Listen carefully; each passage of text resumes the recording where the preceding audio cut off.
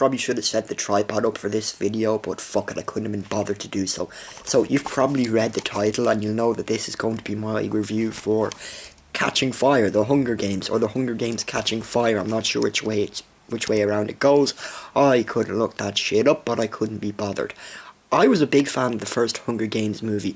I thought it was well acted, well written and all that good stuff, but part of what made me really fall in love with the movie so much was that it didn't treat its target demographic like retards.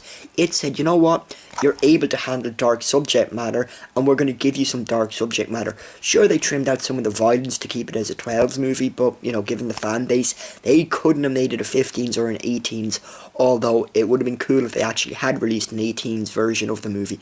You know what, actually, why didn't they do that? Why didn't they release a 12s version for the teenage audiences and an 18s version for adults? Because I'm sure adults would like to see a more graphic and gory version of the Hunger Games.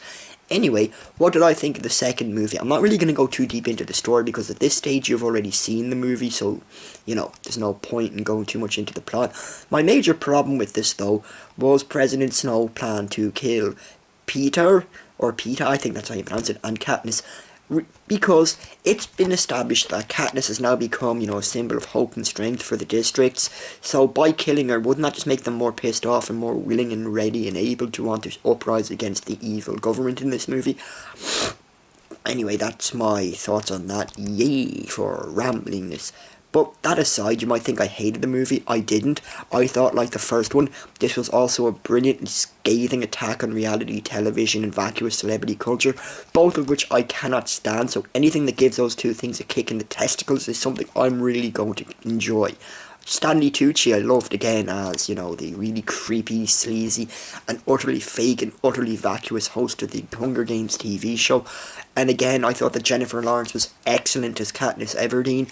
You know, it's great to see something aimed at the teenage demographic that has a strong female protagonist that doesn't take shit. You know, that doesn't need a man to help her out. When you see shit like that, it's all too rare, and when it's done well like it is in this movie, it's pretty damn excellent. So, yeah, that's just my quick thoughts and opinions on The Hunger Games Catching Fire. It's a great watch, but if you've seen... It's a great watch. You've probably seen it at this stage, and you've probably really enjoyed it too if you're a fan of the first Hunger Games. Also, I'm really now looking forward to seeing Mockingjay Part 1 and 2, which of course they've split up into 2 parts because this just seems to be the way they do things nowadays when it comes to big franchises. So, yeah, that's pretty much it. That's my 2 cents on Hunger Games 2, Hunger Games Catching Fire, whatever the fuck it's called. Yeah, I'm rambling now, so bye.